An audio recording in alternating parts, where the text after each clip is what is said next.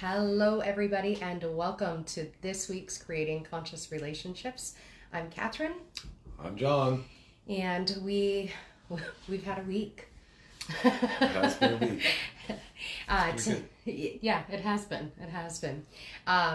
Tonight we're going to be sharing with you some of the experiences that we had come up this week and how we were able to navigate them in hopes of being able to share kind of the insights and the ahas and the gifts that came forward for us with you guys so that you guys can take it into your own lives and create benefit.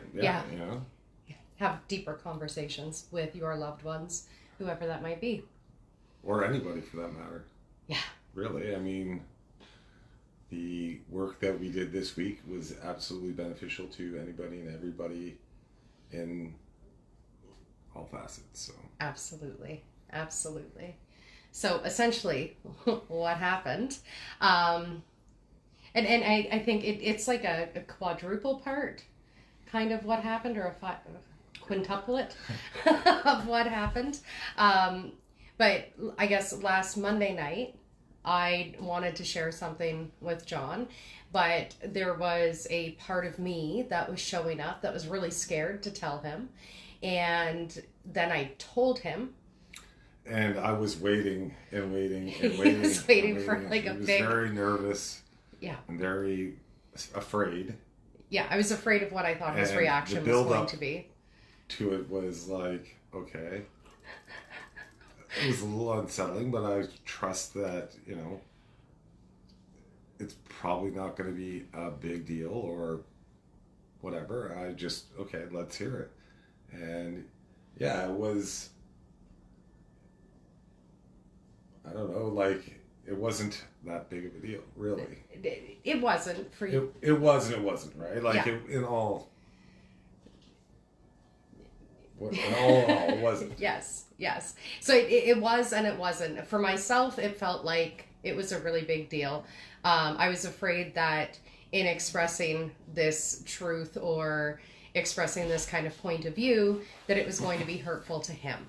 And so I kind of was like preparing myself and making sure I was coming at it from a healed perspective or with enough awareness that I wasn't going in with the wounding and, just really wanting to get a hold of it. And then how John responded was actually like, you were just, oh, okay. It was a shock, right? More so than anything. Because, so, a typical conversation like this in the past, and I would say a few years ago, would have turned into an argument or a fight or whatever. It would have just been, and... Not very conscious. Yeah. And I was trying to approach it with more compassion because the buildup was so like, okay, it's going to be, and it was just, okay. Yeah.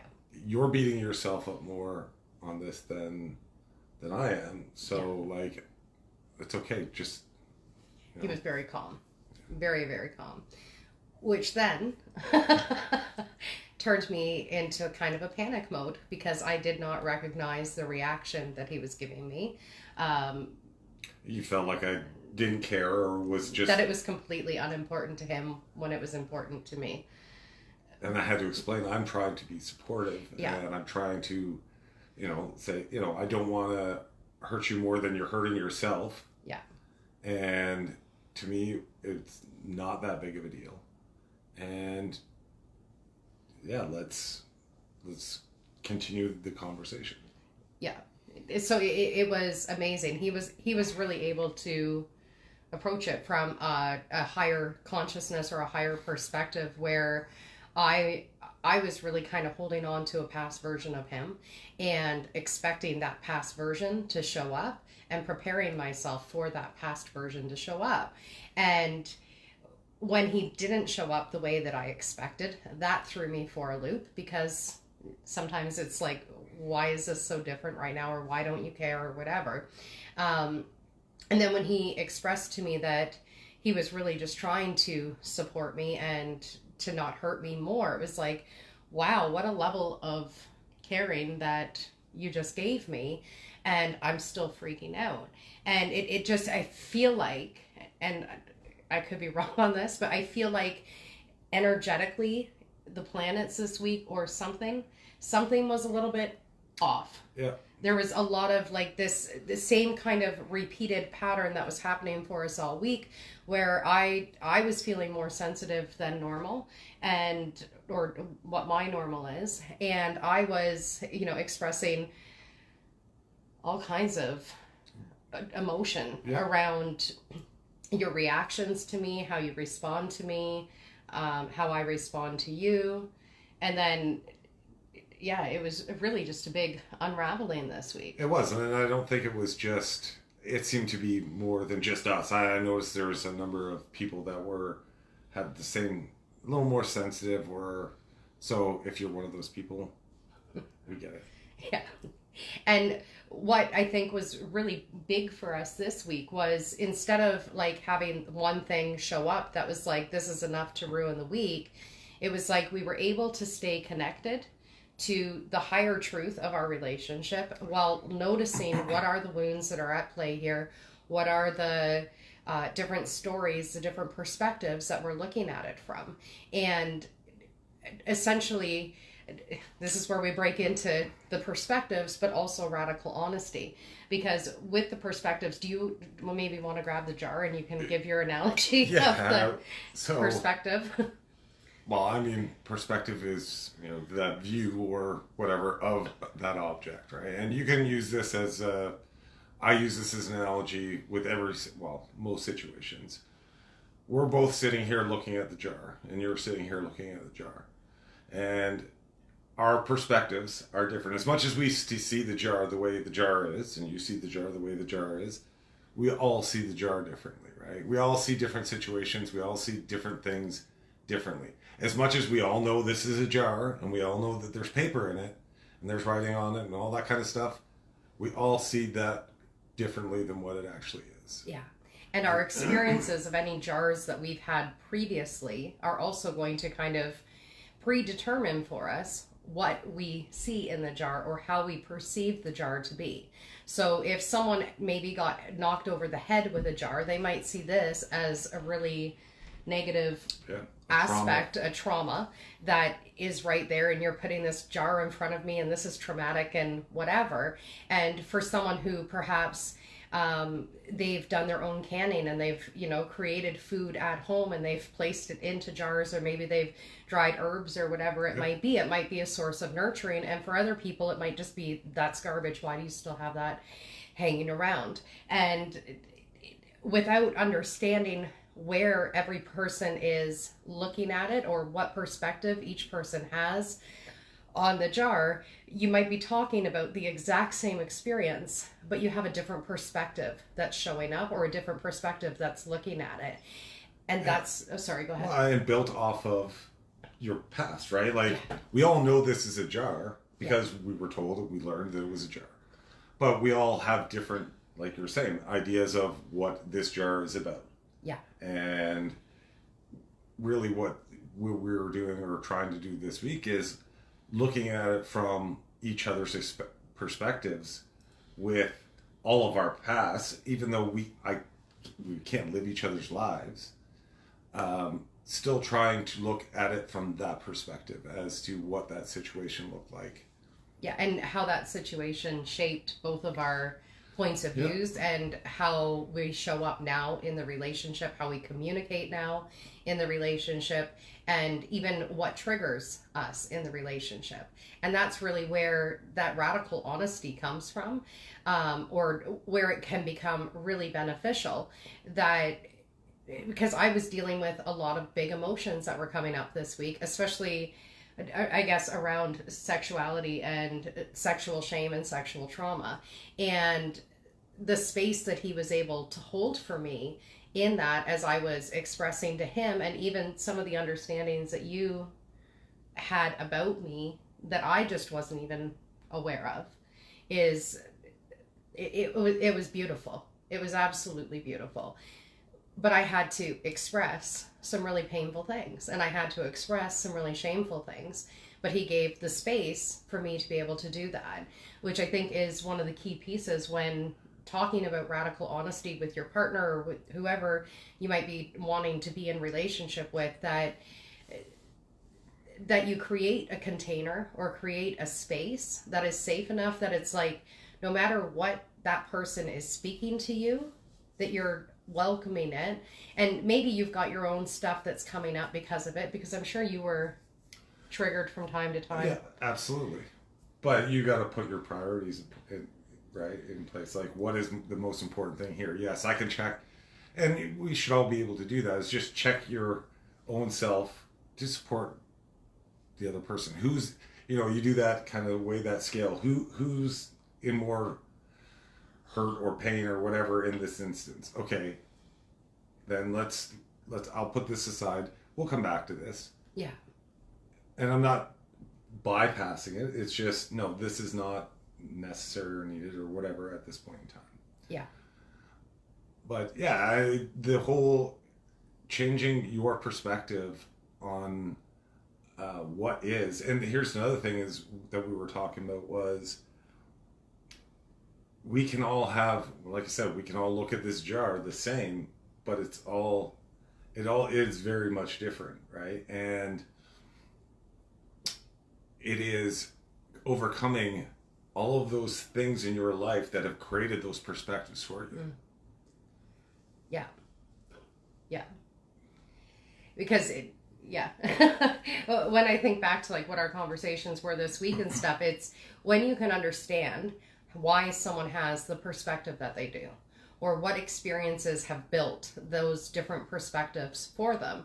Because understand, as much as we're living today from today, our entire past is being filtered through our lens in which we see the world. And so we put a lot of meaning on things that might not have meaning. We hold back a lot of things because we're afraid of what the past has told us about those things that we were trying to express. And when we do that, and we're not, I guess, being honest with ourselves or being honest in partnership to go, this is where this is stemming from. Like, I understand I'm not seeing this clearly right now. I know there's a trigger here. I know there's a wound here. I know I've got something coming up. I'm not sure if I'm seeing this clearly. It's an invitation to go, let's look at how can we see this clearly together. Yeah, and you're absolutely right. It's an opportunity to become intentionally, radically honest. Yeah. And just remembering that, it's all for the better, right? We can all see things the way we see things, but we need to communicate as well. We communicate very well. Yeah. But even there's still a gap, right? We still can't see this jar the same way as one another. Yeah. And so there's still little things, there's still little pieces of communication that go by, and it's like, oh, well, I thought you knew this. Well, I knew this, but I knew this in a certain way, which was not the same way. So it's very important to be very clear and intentional.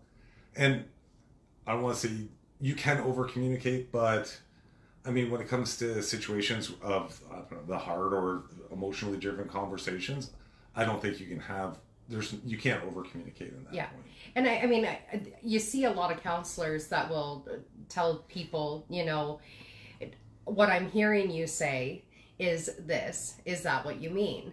And that can be beneficial in those conversations to just go, okay, so I'm hearing you say this.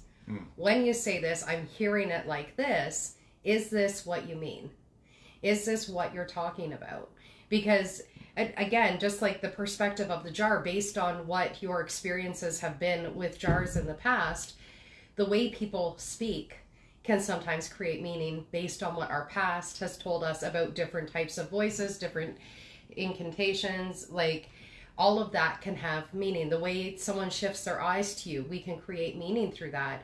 And not that we're always correct in that, right? And we'll think I'm absolutely correct. That's how I was this week. Like, talk about like an ego override that happened. Monday night, I was like, I'm coming to this from like the most healed perspective here. And I'm going to share with him this radical honesty, and I'm going to unleash this. And then it was like, oh no, there was a big wound that was showing up. And then the same thing Tuesday night. I want to say Wednesday night too, but I can't remember Wednesday nights. No, I think it was just Tuesday, but yeah, okay, it doesn't matter. Yeah. I'm not 100% sure. Yeah, there was, yeah. Yeah? Yeah. Okay. So I think Wednesday night, I think Thursday night we were fine. Yeah. Friday night, it was you that was triggered Friday night. But it all stemmed from the one, right? Like, we didn't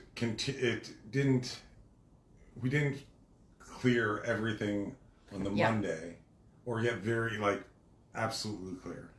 Yeah. Which then led to, so we thought we had communicated properly. We thought we had talked everything out, and that, okay, yes, we're in a good space.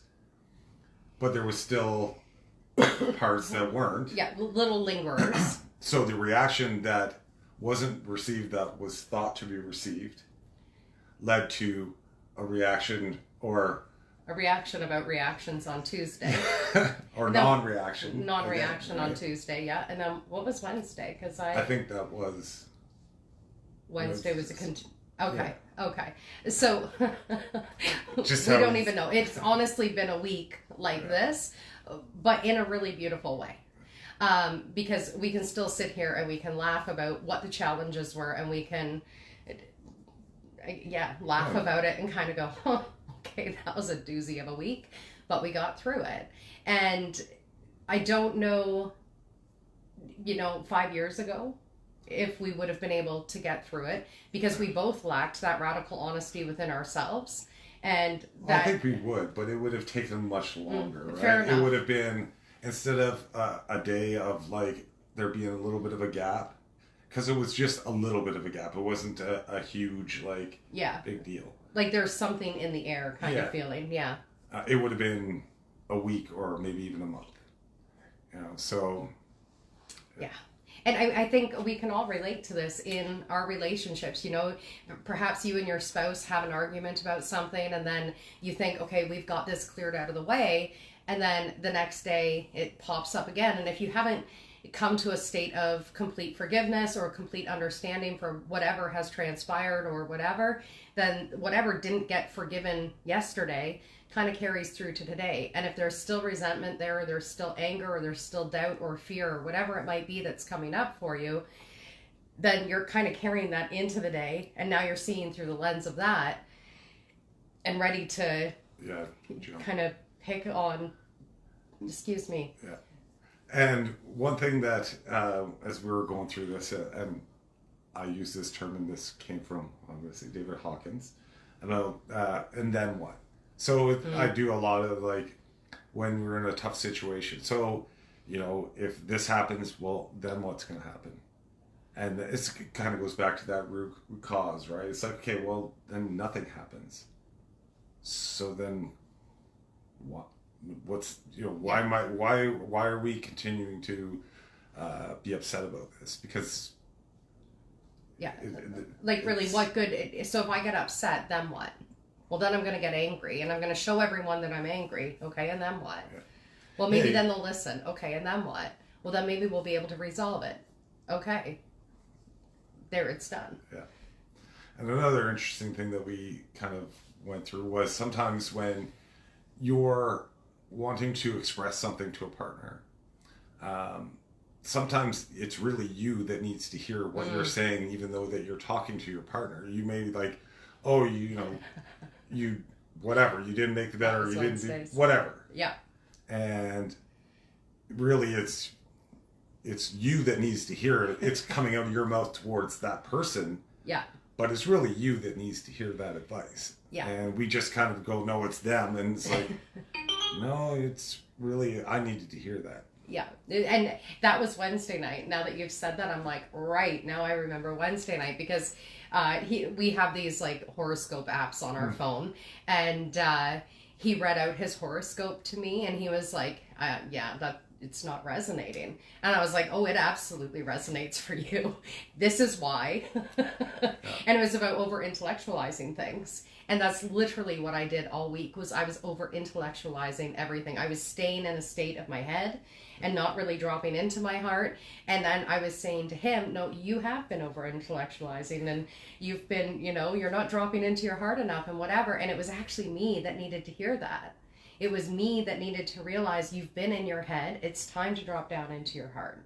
And I think it was actually through that whole discussion that maybe it was even Friday, that it was like, oh, it's been me that's been getting trapped in my mind. And there's no finger pointing. So it was just one of those, well, we both kind of need to hear these things. Yeah. But it was just a great thing to witness, right? Yeah. And there's another one thing I wanted to bring up about the jar, or we used an actual cup. For those that you don't know, one of the things that drew us together, I had put a post up, something about, This back in the day of MSN, for people who remember that. Something about it doesn't matter if the glass is half empty or half full. And if you understand or can, reply to this in some meaningful way, then, whatever. I don't even know that, or if you can understand this. Yeah. It was something to that effect. Yeah. Anyways, so what we were talking about, and then all of a sudden it's coming back to this cup. And we're not talking about if it's half full or half empty. We're talking about what the perspective is of that cup. Yeah. So it was just it was a full circle, very interesting. A full circle moment of like, oh, this, because to go back to your MSN kind of post, you had it up there for how long? And nobody had asked him about it. Nobody had conversation with him about it. And it was one of the questions I asked, I think, within the first 24 hours that we were connected with each other, was like, well, let's talk about what your tagline is here, because I want to know more. So for us to go from talking about the content within, which is really like, if you think about it, what the content is inside the jar, inside of the cup, or whatever, it matters to a certain extent, right? The content that's inside of me, it matters to a certain extent. But the structure in which I move it throughout the world, the structure in which I express it into the world, is going to be what makes the content really good, or maybe not so good. Yeah. We all have love, but how are you expressing that love? Yeah. We all have anger. How are you expressing that anger? And it's not that either is right or wrong. It's how are you expressing it, Yeah, and what's the intention behind that, right? Yeah, it was a very interesting week. If there was any time to talk about challenging weeks, this was it. And really it does come down to about perspective of the situation, and just having knowing your partner, knowing who you're talking to and where they're coming from, and kind of their backstory and how that is affecting their perspective of this situation. Not downplaying your perspective, not downplaying your thoughts or anything like that about the situation, but it is good to have that understanding and be able to do that. What's more important here? Yeah.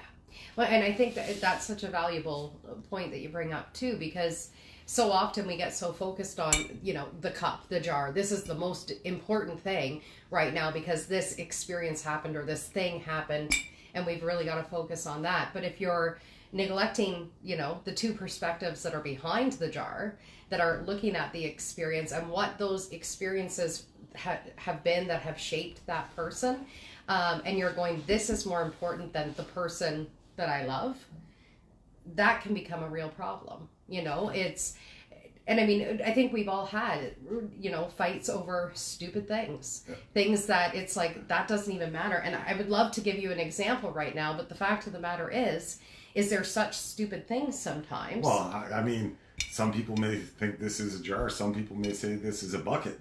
Yeah. And then argue about, no, it's a jar. No, it's a bucket. It's like, okay, it's a vessel. So what? Yeah. The white and blue dress, or what is it? White and gold, or blue and brown or something. But we can lose relationships over things like the jar and the perspective of the jar. And,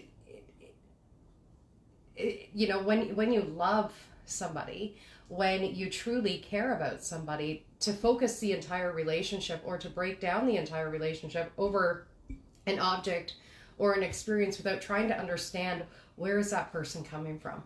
Why are you so invested in the jar? Yeah. And what is so triggering for you about the jar? And can I understand it? And I think it's that willingness to understand, and that, because understand too, when someone's opening their heart to you, when someone's giving you that radical honesty, or if you're the person who's giving that radical honesty and opening your heart, it's an invitation to go, love me. Yeah. This is how I want to be loved, or this is the experiences that I've had that have made me question my worth or question my lovability or whatever. And for someone to be able to see that and go, let me hold this space for you, let me love you in this, I think it's such a wonderful gift that we can so easily give to other people. Yeah, and it's also an invitation to yourself for learning, right? Like learning about yourself and what your triggers, traumas, or whatever are, and how you're navigating those. Yeah. I think it is. That's just what it all comes down to, lessons. Yeah. Yeah. Yeah, and I mean, even just having the perspective of, I get to learn something here. It's not, he's done this or she's done that or whatever. This is an opportunity for us to learn. This is an opportunity for us to grow together. Yeah, and what I would challenge the audience is look at some of those situations and change your perspective on, maybe, you're upset because a partner, I don't know, doesn't support you. Well, okay, let's change your perspective a little bit on that. Why, and I mean, you can ask the questions, why isn't this person supporting me? Or maybe you can look at their life and go, oh, well, maybe, they weren't supported and they don't see it as a valuable thing to support that person. Yeah. So then you can start working on, okay, how can we build this container? Yeah. That now turns into support versus I'm going to be angry about you not supporting me. Let's change that dynamic. Let's look at how, getting to that root cause and getting to some sort of common place where it's like, and it takes time. Everything, takes that muscle, right? Yeah. You need to practice things to be good at them. And somebody that's not supportive, it's not going to come right away. It'll come in little bits and pieces. Yeah. Well, the other thing that I would bring up around that, if you're feeling like someone's not supporting you, to even challenge that thought, because sometimes we'll have an idea of what support is supposed to look like, what we expect from the person that is trying to support us. And they might be going, I'm trying. I've done this and I've done this and I've done this because this is my way of showing you I support you. But if the person isn't receiving that as support, or doesn't understand that, that's how you're showing support. And it seems like it's such a simple concept that we should be able to know when someone is supporting us or not. I mean, just the example of Monday night and your non-reaction to what I had shared with you was actually a supportive reaction. But then I thought it was not supportive or not really caring or whatever. And so, again, we have to check ourselves. Is this the most accurate, way I can view this situation right now? Is this the most accurate way I can view my partner right now? And if you're like, I don't really know, or if you're like, I'm 99% sure, as I was this week, then I would invite you to ask your partner. Again, that radical honesty. Radical honesty is, it's not just about, this is the truth I have to share with you. It's also going, these are the questions that I have. It's being willing to ask those questions and to face whatever truth they're going to share to you about what their perspective is, and then to accept that, right? Instead of going, well, no, it can't be that because of A, B, C, D, E, F, G. Yeah, and you brought up a good point. Is we do have these expectations of what things look like based off of past selves or based off of what our past with other people have been, and that really sets us up for failure sometimes. We have this perspective of this jar and I expect it's going to be blah blah blah, and when it doesn't, it's like, well, what's going on here. Yeah. And usually I would say a lot of the time our problems or issues that people have are based off of expectations and their perspective of the situation. Yeah. I would say the expectations of what they desire, and then also the influence of the past. Yeah. And whether that's past with the person that you're with, or it's past based on what your childhood experiences were, or other previous partnerships, or whatever. As you're saying, right? Like if somebody that's supporting somebody and they're doing these little things and they're trying to support them, and that's not good enough. Well, this person has this expectation of what support looks like, and they haven't communicated that to their partner as to what they see support as. And then it's kind of this, again, it goes back and forth between perspective and expectation. Yeah. Yeah. So, yeah, that's how the week has been. But as you can see, we're still smiling. We're still in love. We're still, doing the things that we do. And I think sometimes people think, if you're creating a conscious relationship, it's going to look perfect all the time. And no. Oh, life is messy, folks. It's the crossroads. It's all squiggly lines all over the place. And we just all have to do that check-in where it's like, yeah, you know what? It's not a straight line, and it's not the same perspective looking at this jar as as that person, and sometimes less about the jar than what the other person does. So yeah, and it really, all of it, just as you were saying earlier, all of it, whatever it is in your relationship, it's an opportunity to strengthen those muscles, to strengthen in your consciousness, to strengthen in your commitment to your partner, to strengthen to your commitment to yourself, to practice communicating. I think our very first call that we did was actually on conscious communication, and what does that look like? And no matter what the theme is every week that we choose, it always comes down to a root cause of conscious communication, which contains that radical honesty, right? And it's without the communication, whether it's communication with yourself. Some people don't feel safe enough with their partner to communicate their truth.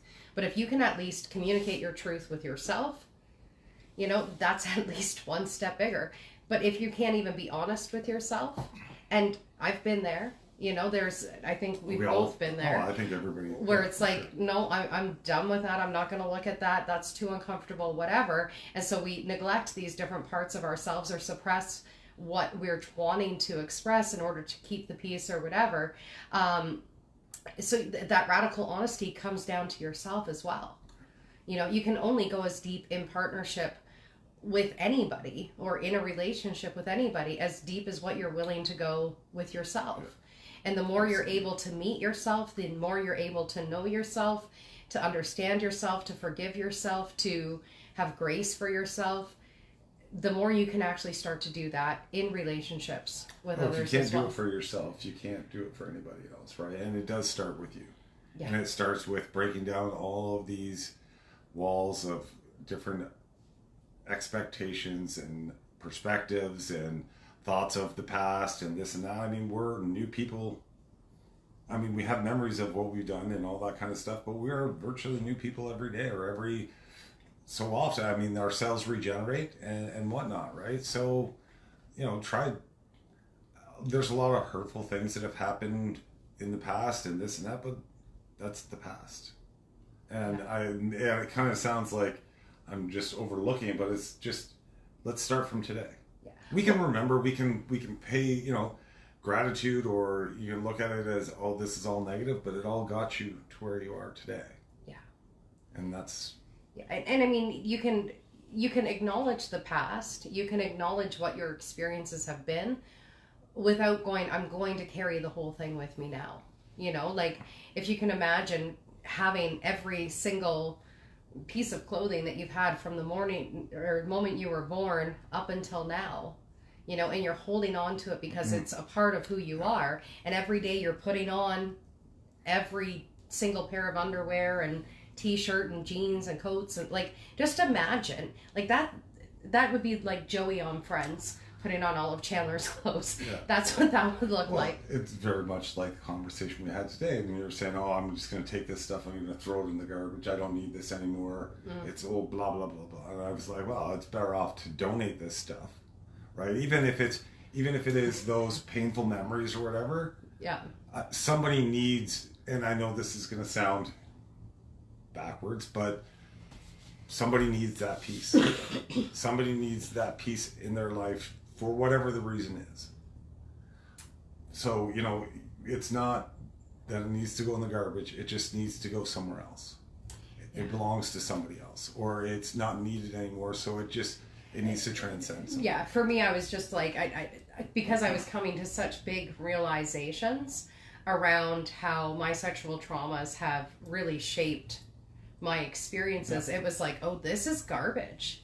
Like, I have taken in so much garbage in my mind and my thoughts and my beliefs around sexuality and pleasure and surrender and all of that it was harmful to me.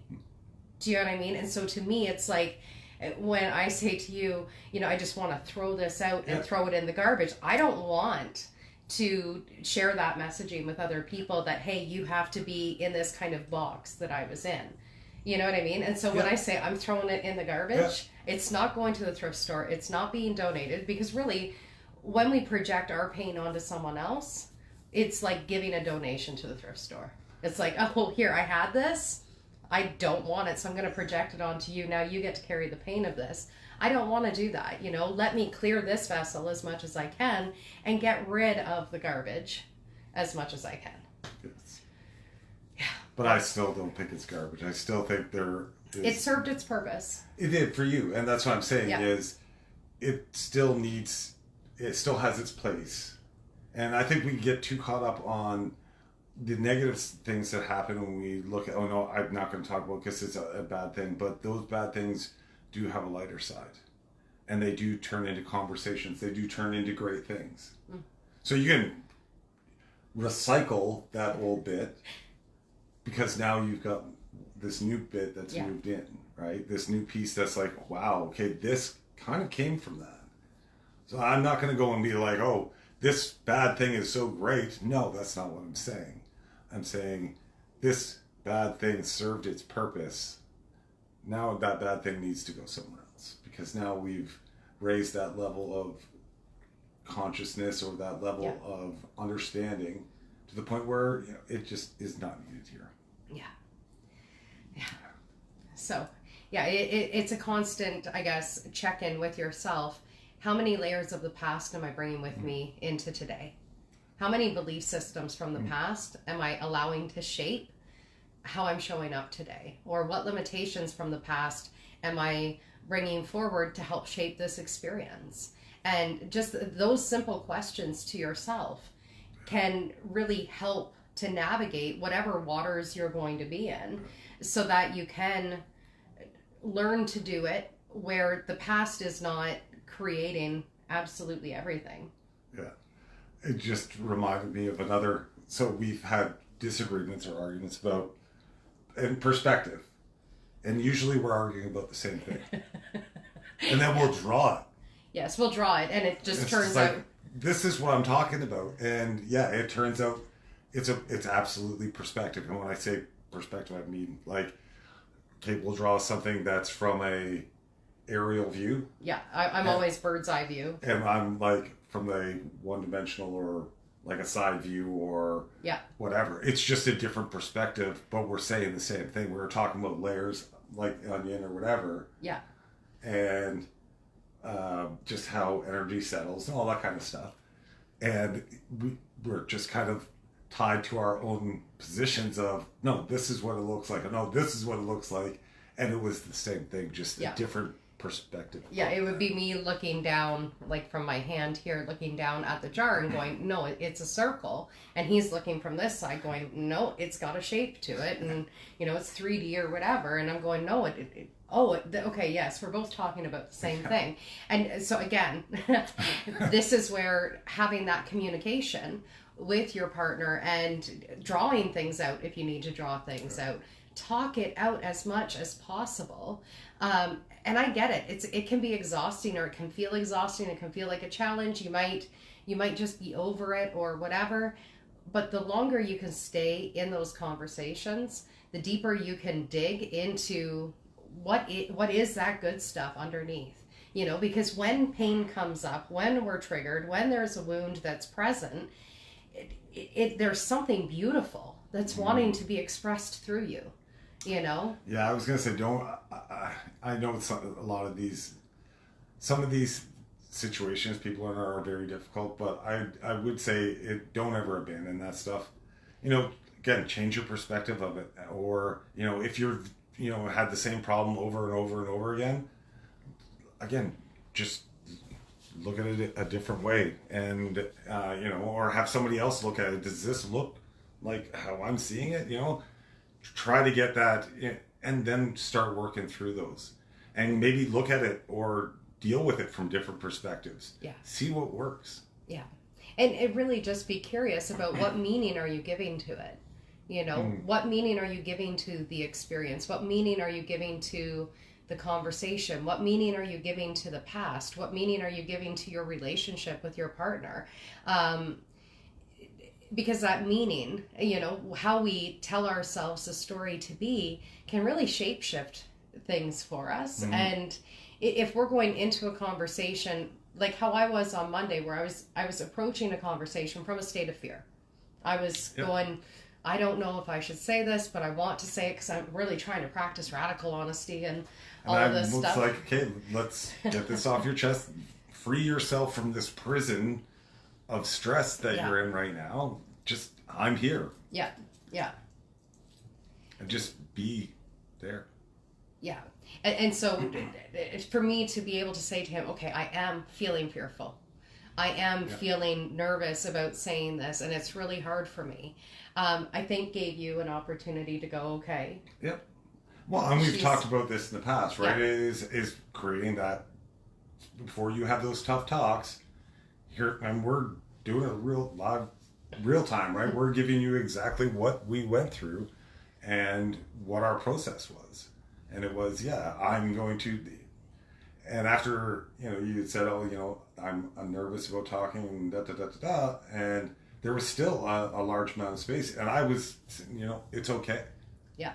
Just let's get it out. Let's hear what this is. Yeah. And so, you have to, even we still have to provide that container and that safe space. And even though it's a safe space, it takes some time to get that.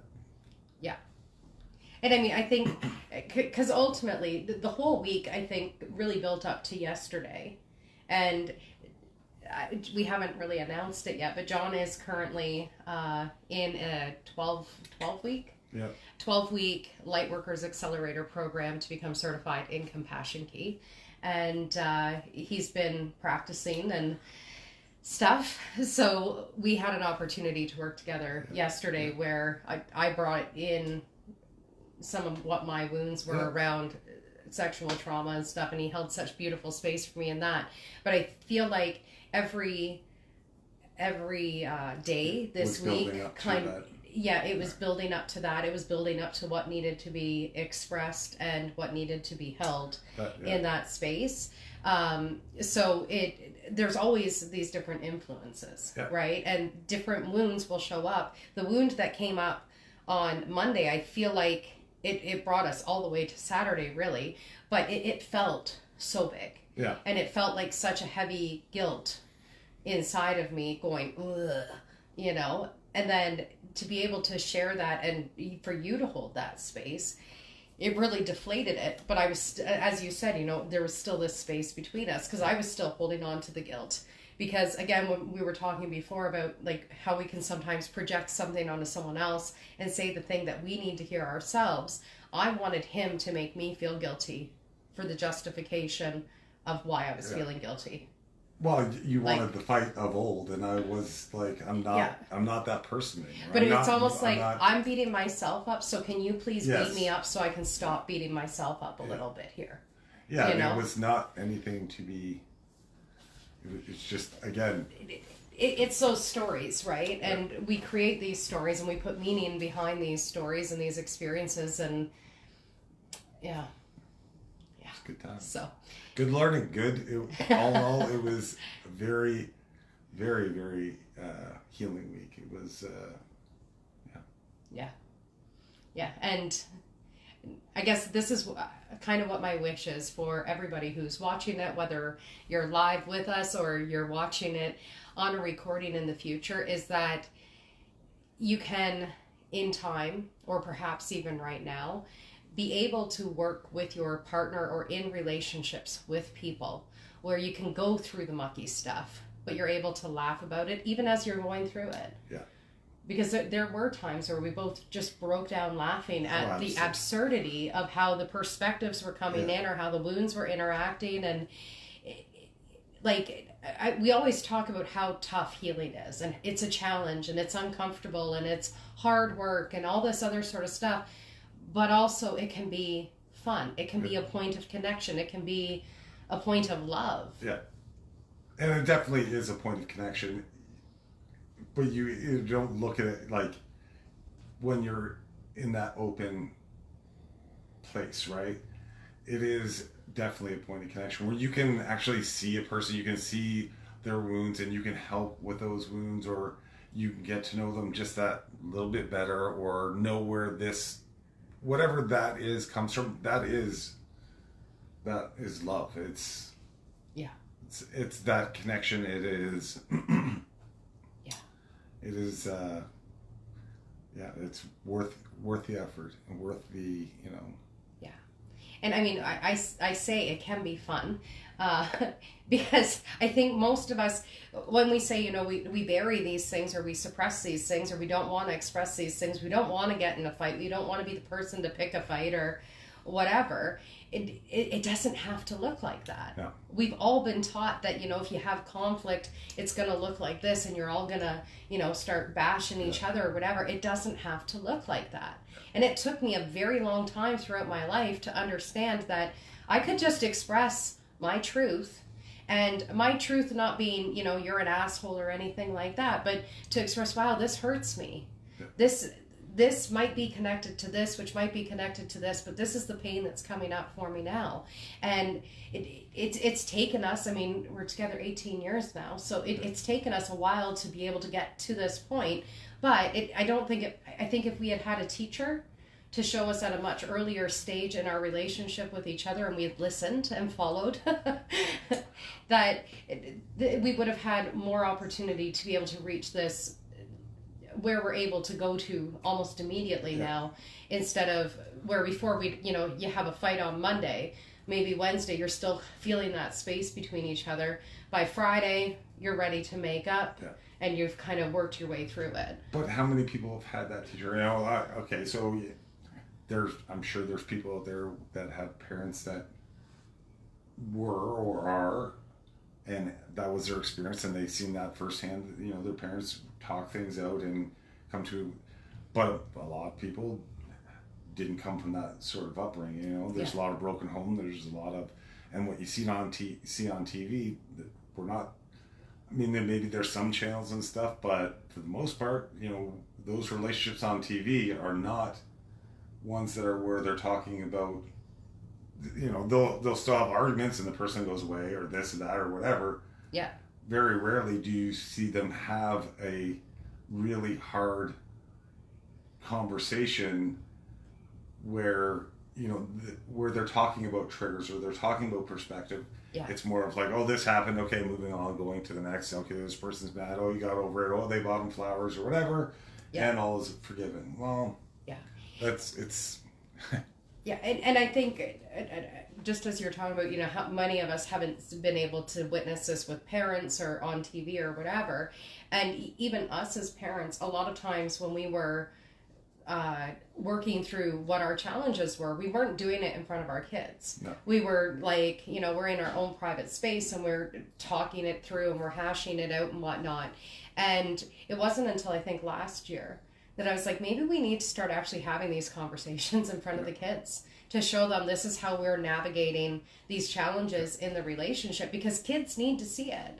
Not that they need to know the money problems or sex problems or the issue you have with your mother-in-law problems or whatever it might be. Like, they don't need those kinds of perspectives, but for kids to understand, hey, challenges happen in relationships, challenges happen in marriages and in friendships and family dynamics and everything, but let's focus on how do we work through this together. Well, and it's such a great thing, I think, to share with the kids, because it's like, now you can take this and know, this is how my parents did this or whatever, or this is how they dealt with things, and they can take that on with them to their relations, to their friends, to their partners or whatever.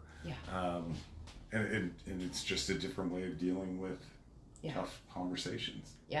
Because when I think of, like, and I'll invite all of you, what do you think of when you think of your parents having conflict with each other? What did that look like? How did they resolve that in front of you? Or did you ever get to see them resolve it?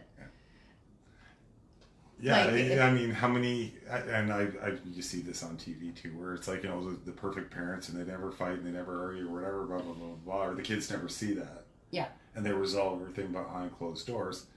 Well, that doesn't really help the child with growth, right? It just kind of because that was my parents' experience. It's a perfect world, and we've got a perfect life, and and then the reality hits. But no, that was my experience growing up. Was I don't remember my parents fighting with each other.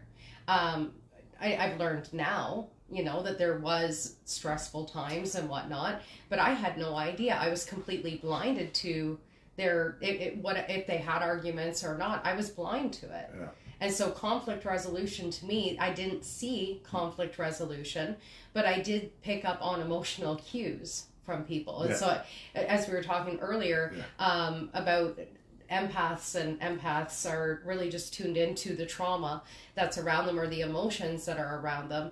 That's how I was navigating, I guess, what was conflict, but there was nothing being said, which makes sense that I have such difficulty with expressing when there wasn't expression of the conflict, where for you it was a vocalized conflict. So looking at how did your parents navigate it, or how did you grow up believing that conflict should be solved, and to challenge that, to go, was that the healthiest? Because I guarantee anybody that was born earlier than the 2000s, well, probably 2020, because I feel like a lot of people have really jumped on the bandwagon now for healing and dealing with trauma and stuff. So anyone prior to 2020, there's a good chance that you grew up with family members or parents that just didn't know how to do conflict resolution. And we didn't either at the beginning of our relationship. No, I mean, again, our teachers were don't get me wrong, our parents, and they did what they did, and not a bad job, but they're coming from what their parents taught them, and so. And we don't get.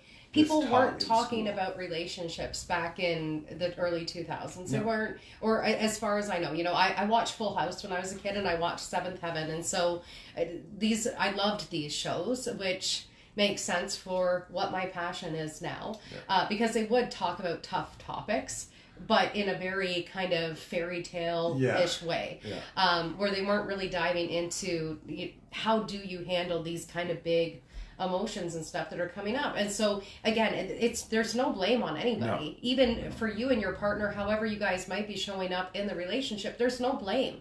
There's such a history that we've all gone through that's so personified to each of our experiences. How could we blame anybody for that? Half the things that happened to us, we had no choice. We just went through these experiences, and you can't blame someone for what the experiences have been that they've gone through. No, and I just brought me to another thing that we were talking about, is just that gratitude piece, right? About, well, at least the person's there. Like, try to always find a gratitude. Yeah, it might be a bad situation, but you have somebody. You know, you can always make that situation better. So, okay, at least I have an opportunity for growth in that sense. I have an opportunity to learn more about myself in that sense. Always try to find the greatness in, or the gratitude in, all of those situations. Here, at least I have a partner. At least that partner is here, and they take this or they take out the garbage, whatever the case may be. But find those little pieces, and it'll start to grow. You'll start to see more gratitude show up. Yeah. Alrighty. So I think it's jar time. Now that we've talked about the jar enough, and let's hope that the question that comes up here is, no, I'm setting the intention. It's not a hope. I'm setting the intention that this question will add value to finish off our talk. Perfect. Alrighty. How do you deal with anxiety? That is our question. Interesting. I don't. I just bottle it up. No, for me, now, more so now than anything, it's okay, and then what, right? It's like, okay, so if you're anxious about a certain situation, so if you're going to go and give a big speech to a large crowd, and you're nervous, and you have that anxiety or whatever, okay, you're going to go out and you're going to do a speech, and then people are going to laugh, or they're going to, well, then what happens after that? You're still making you're still going out there, you're still putting yourself out there, you're still doing whatever. So for me, it's more of like, I don't want to say it doesn't matter, but I try to let go of it all. I try to go, okay, this is not going to be the end of me. So why am I getting so worked up about it? It's something that needs to be done, or it's something I want to do, or, like going on a roller coaster. You're anxious before you get on the ride, and you're nervous and all this, but then you get on that, it's like, oh, this was such a great ride. Yeah. And it's just pushing past that, and yeah, more and more, it's more, I just try to look at it like nothing bad can come from this. Even if this situation turns out to be not favorable to me, or it doesn't reach my expectation, okay, so then let's move on to, I learned that I couldn't do this speaking event the way I wanted to. I need to make this adjustment. Yeah. But for the anxiety piece, it's like, I just try to, what's going to happen? What's the worst case scenario? Yeah. Awesome. Yeah. So for myself, I go one of two ways. This is my radical honesty. One option that I'm learning to move away from is allowing the anxiety to absolutely take over me, and I go into like a complete fear spot, and I become the fear itself.